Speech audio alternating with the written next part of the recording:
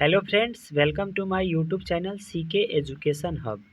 Friends, आज के इस वीडियो में मैं आप लोगों को Bihar board class 11th English rainbow part 1 poetry section का दूसरा चैप्टर जिसका नाम है the marriage of true minds, इसको पढ़ने जा रहे हैं और समझने जा रहे हैं। फ्रेंड्स, मैं आपको बताना चाहूँगा the marriage of true minds यह एक पोएम है और इस पोएम को हम लोग सोनेट्स भी कहते हैं। अच्छा, सोनेट क्यों कहते हैं? क्योंकि इसमें ना टोटल 14 लाइन्स दिए गए हैं और 14 लाइन्स वाले पोएम को सोनेट कहा जाता है। अगर आपसे पूछा जाएगा which type of poetry piece is the marriage of true minds, तो आप लोग आंसर करेंगे सोनेट। क्या करेंगे? सोनेट, या इसे पोएम भी बोल सकते हैं। फ्रेंड्स, देखते हैं the marriage of true minds का हिंदी अर्थ क्या होता है।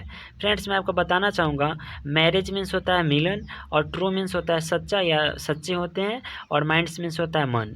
तो इसका मतलब क्या हुआ कि मतलब सच्चे मनों का मिलन, यानी यहाँ पे ये भी बोल सकते हैं दो सच्चे प्रेमियों का मिलन या दो सच्चे मन का भी मिलन बोल सकते हैं। फ्रेंड्स, ये बहुत ही ज़्यादा रोमांटिक पोएम है, इसको अच्छे से पढ़ेंगे और समझने की कोशिश करेंगे। इसके जो पोएट है वो है विलियम शेक्सपियर। कौन है?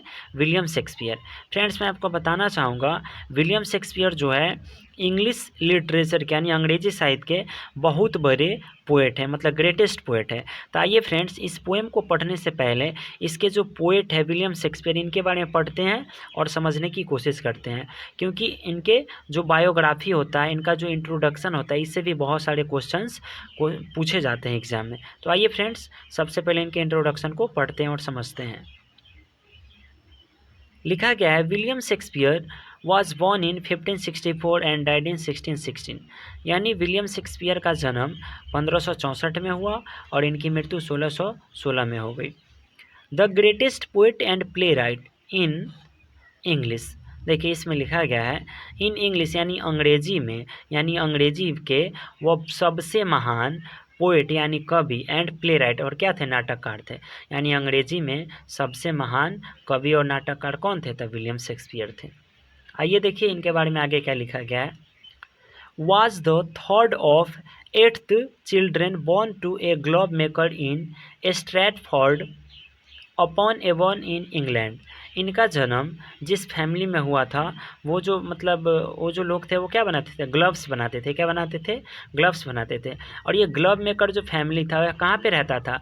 तो इंग्लैंड के स्ट्रैटफोर्ड अपॉन एवन में रहता था। और इस फैमिली में टोटल कितने बच्चे थे? तो 8 बच्चे थे। कितने बच्चे थे? 8, यानी 8 बच्चे थे। उसमें से विलियम शेक्सपियर तीसरे नंबर पे थे। यानी विलियम शेक्सपियर के माता पिता को कुल कितने बच्चे थे? तो 8 बच्चे थे। उसमें से विलियम शेक्सपियर कितने नंबर पे आते हैं? तो तीसरे नंबर पे। अच्छा, इनके माता पिता क्या करते थे? तो ग्लव्स बनाते थे, यानी दस्ताना बनाते थे।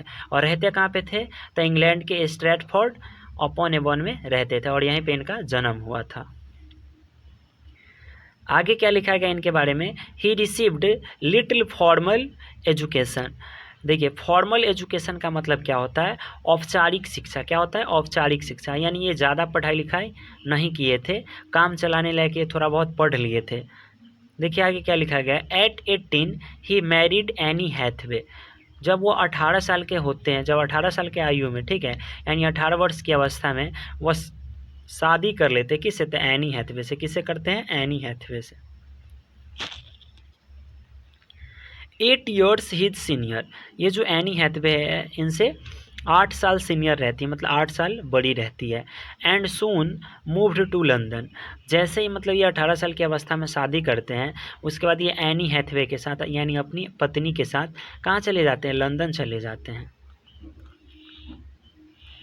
देखिए आगे इनके बारे में क्या लिखा गया है। विद इन फ्यू ईयर्स, मतलब कुछ ही समयों में, he was well known as a leading actor and playwright. मतलब कुछ ही समय में वह वेल नोन मतलब बहुत ही जाने माने, बहुत ही प्रसिद्ध क्या बन गए? लीडिंग एक्टर बन गए, मतलब मुख्य किरदार निभाने वाले ये एक एक्टर बन गए। मतलब किसी भी नाटक के ये लीडिंग एक्टर के रूप में काम करने लगे। मतलब किसी भी नाटक में अगर ये जाते थे और किसी भी नाटक में अगर ये एक्ट करते थे तो इनको लीडिंग एड दिया मतलब एक्ट करने के लिए दिया जाता था, यानी ये मुख्य किरदार के रूप में इनको लिया जाता था। एंड प्ले राइट, और ये बहुत बड़े क्या बन गए? नाटककार भी बन गए थे। हिज ग्रेट ट्रेजिडीज इंक्लूड देखिए इसमें ग्रेट ट्रेजिडीज का मतलब क्या होता है, इनके ना कुछ दुख भरी नाटक है जो बहुत ही ज़्यादा ग्रेट है, बहुत ही ज़्यादा महान है, बहुत ही ज़्यादा फेमस है। उसमें शामिल क्या है, हैमलेट है जो 1602 में पब्लिश हुआ है, उसके बाद ओथेलो है जो 1604 में पब्लिश हुआ है, उसके बाद किंग लियर है, क्या है, किंग लियर जो 1605 में हुआ है पब्लिश, उसके बाद है मैकबेथ जो 1606 में पब्लिश हुआ है। तो अभी जितना मैं इनका बुक का नाम पढ़ा हूँ ये सभी नाटक का नाम है, और ये सब मतलब दुख भरे नाटक के बुक है। इसको आप पढ़ेंगे तो आपको बहुत ज़्यादा इनके बारे में जानने को मिलेगा और जानकारी प्राप्त होगी। वैसे इनके बारे में इस चैप्टर में ज़्यादा कुछ पढ़ना नहीं है, बस इनके इंट्रोडक्शन के बारे में पढ़ना है। देखिए आगे इनके बारे में क्या लिखा गया है, ही रोट 154 सोनेट्स, ये टोटल 154 सोनेट लिखे हैं। सम of them are addressed to an attractive young man, the Earl of Southampton, whom the poet urged to marry। देखिए आइए इसके हिंदी को समझते हैं।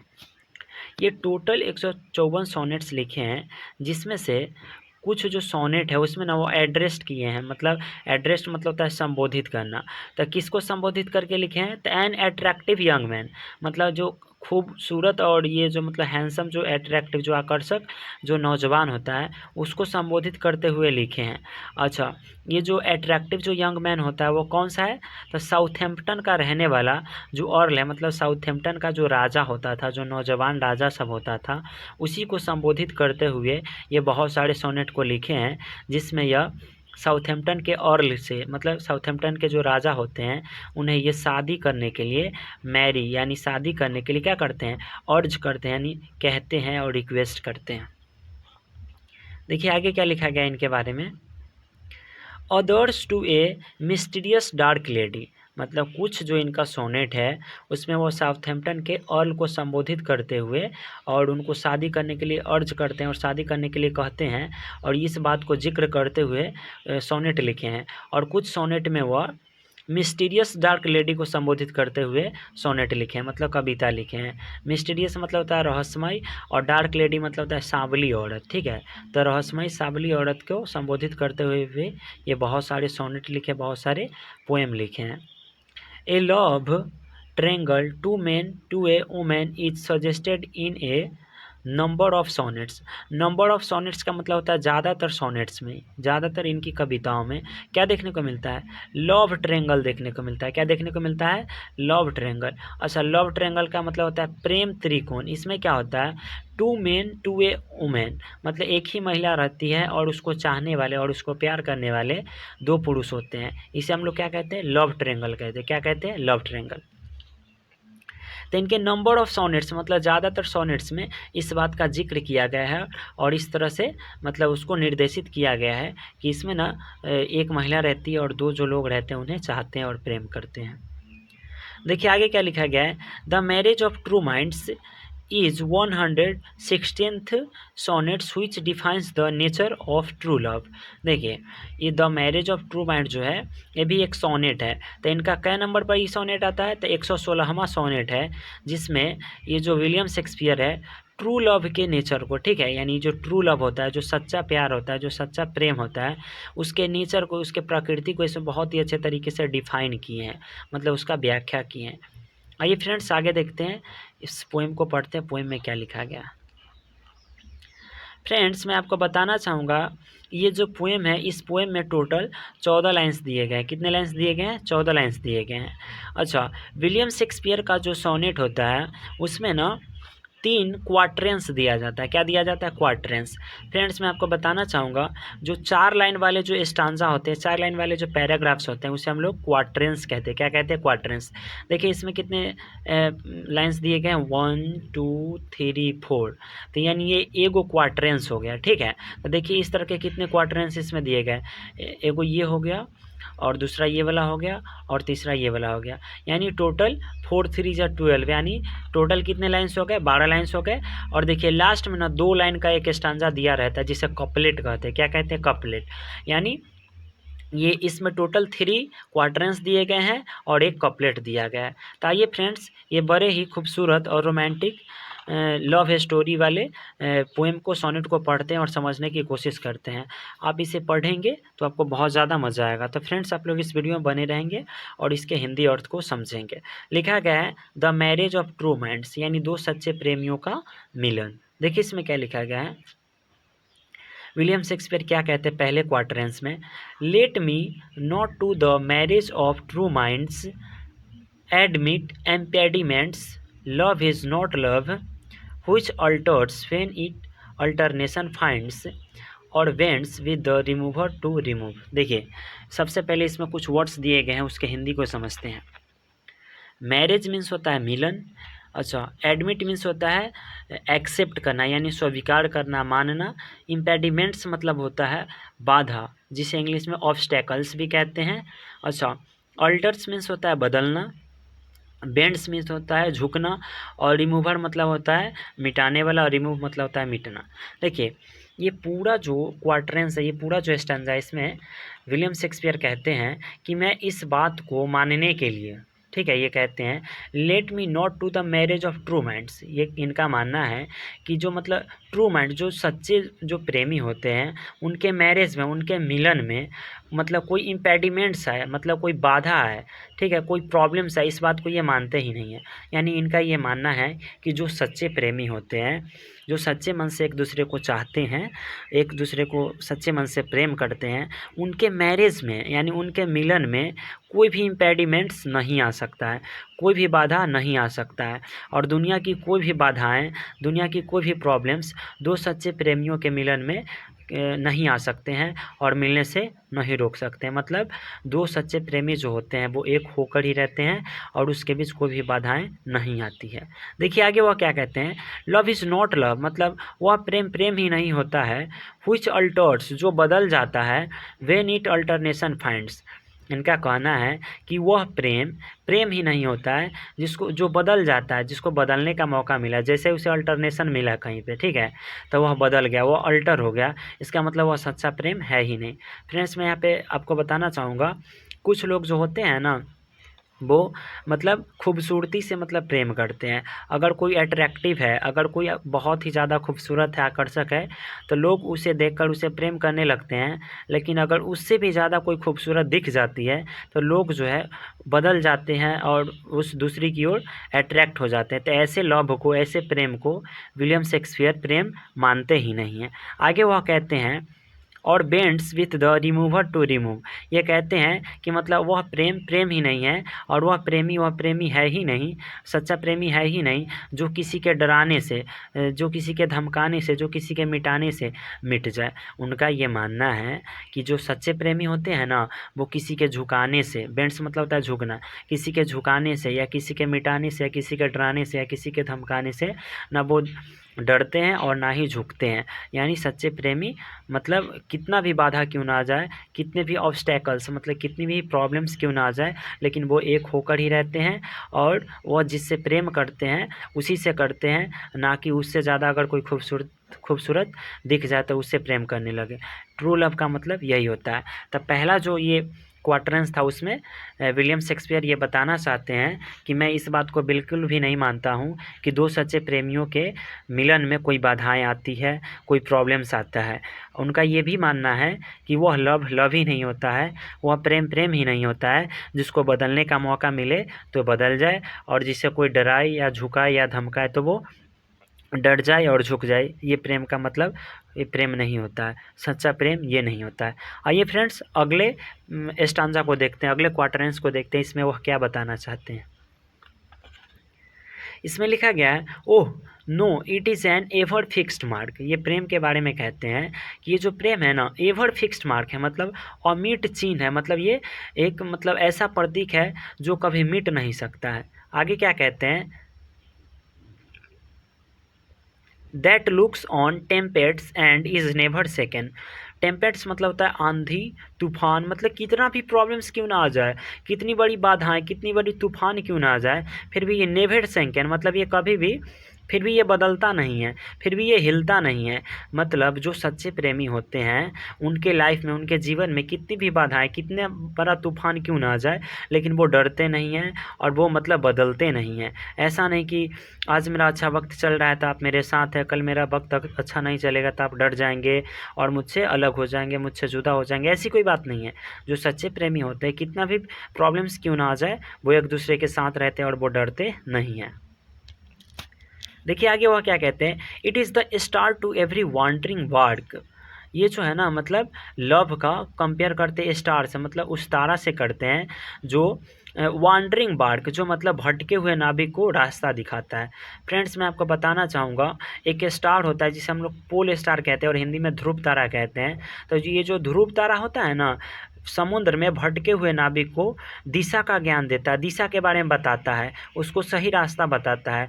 वैसे ही ये प्रेम को मतलब ट्रू लव का कंपेयर करते हैं, तुलना करते हैं उस पोल स्टार से और कहते हैं वह प्रेम ही है जो भटके हुए लोगों को क्या दिखाता है, सही रास्ता दिखाता है, सच्चा मार्ग दिखाता है, सही दिखाता है, सही पथ दिखाता है। देखिए आगे फिर क्या लिखा गया इसके बारे में, हुज वर्ड्स अननोन ऑल दो हिज हाइट बी टेकन। ये कहते हैं जो सच्चा प्रेम होता है ना, हुज वर्ड्स अननोन मतलब उसकी कीमत नहीं लगाई जा सकती है, उसका कीमत नहीं आंका जा सकता है। ऑल दो हिज हाइट बी टेकन, लेकिन उसके बड़प्पन को, उसके हाइट को मापा जा सकता है, उसके बारे में पता किया जा सकता है। फ्रेंड्स मैं आपको बताना चाहूँगा, बहुत सारे हीर रांझा हो गए, लैला मजनू हो गए, इन सब के प्रेम कहानी के बारे में हम लोग पढ़ रहे हैं, वो सब एक सच्चे प्रेमी थे। उसी प्रकार से ये ताजमहल जो है वो भी जो है मतलब प्रेम का प्रतीक है, जिसको शाहजहाँ ने अपनी अपनी बेगम की याद में बनवाया था। तो ये सब उनका क्या था, बड़प्पन था। तो ये जो उनका जो हाइट है, मतलब उनका जो बड़प्पन है, उसके बारे में आप देखा मतलब पता कर सकते हैं, पता किया जा सकता है, लेकिन उसकी कीमत को नहीं आंका जा सकता है।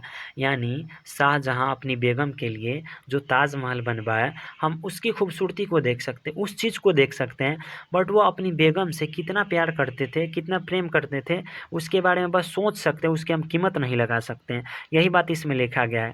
तो देखिए इस सेकेंड जो क्वाड्रेंस है उसमें विलियम शेक्सपियर ने प्रेम की तुलना ध्रुव तारा से किया है और बताया है कि जिस प्रकार से भटके हुए नाविक को ये जो ध्रुव तारा है दिशा का ज्ञान देता है, सही मार्ग बताता है, उसी तरह से ये जो सच्चा प्रेम होता है ना, वो मतलब किसी भी इंसान के जीवन में जब आता है तो उसको सही रास्ता बताता है, भटके हुए राहगीर को सही रास्ता दिखाता है। आइए फ्रेंड्स अगले क्वाड्रेंस को देखते हैं, इसमें क्या बताया गया है। Love is not timesful, though rosy lips and cheeks within his bending sickle's compass come. Love alters not with his brief hours and weeks, but bears it out even to the edge of doom. आइए इसके हिंदी को समझते हैं। इसमें लिखा गया है love is not टाइम्सफुल। ये जो प्रेम होता है, जो सच्चा प्रेम होता है, उसको टाइम बेवकूफ़ नहीं बना सकता है। दो रोजी लिप्स एंड चिक्स, ये जो रोजी लिप्स मतलब गुलाबी जो होठ होते हैं और ये जो गुलाबी जो गाल होता है, ये भी समय के साथ जो होता है ना, ये भी बदल जाते हैं, मतलब इसकी भी खूबसूरती जो है ना वो कम जाती है। लेकिन जो ये सच्चा प्रेम होता है ना, वो समय के साथ बदलता नहीं है, वो कमता नहीं है। देखिए आगे क्या लिखा गया है, within his bending sickle's compass come. देखिए इसमें क्या लिखा गया है, जिस प्रकार से ये जो बेंडिंग सिकल्स होता है, मतलब ये यहाँ पे ना एक फसल काटने वाले हंसुआ का मतलब जिक्र किया गया और बताया गया है कि जिस तरह से मतलब ये जो काटने वाली जो हंसुआ होती है उसके कंपास में, उसके धार में जितने भी फसल आते हैं वो कट जाते हैं, वो भी नहीं बच पाते हैं। उसी तरह से इसमें बताया गया है कि समय के मार से, यानी समय के मार से कोई नहीं बचता है और समय के साथ मतलब सबको बदलना पड़ता है, लेकिन जो ट्रू लव होता है, जो सच्चा प्रेम होता है, वह कभी नहीं बदलता है। यहाँ तक कि इंसान की जो खूबसूरती होता है, उसके जो रोजी लिप्स होते हैं, उसके जो रोजी चिक्स होते हैं, उसके जो गुलाबी गाल होते हैं, गुलाबी जो होठ होते हैं, वो सब मतलब समय के साथ मतलब कम पड़ जाते हैं, मतलब वो उसकी खूबसूरती कम जाती है, सब कुछ बदल जाते हैं, लेकिन ये जो सच्चा प्रेम होता है वो कभी नहीं बदलता है। Love altars not with his brief hours and weeks. ये जो लव है, ये जो प्रेम है, यह मतलब घंटों के साथ और क्या कहता है, सप्ताहों में और घंटों में बिल्कुल भी नहीं बदलता है। यानी समय का कोई असर नहीं होता है लव पे, प्रेम का कोई असर नहीं होता है। और जिस पे असर हो जाए वो समझ जाइए वो सच्चा प्यार है ही नहीं, वो सच्चा प्रेम है ही नहीं। देखिए आगे क्या लिखा गया है, but bears it out even to the edge of Doom.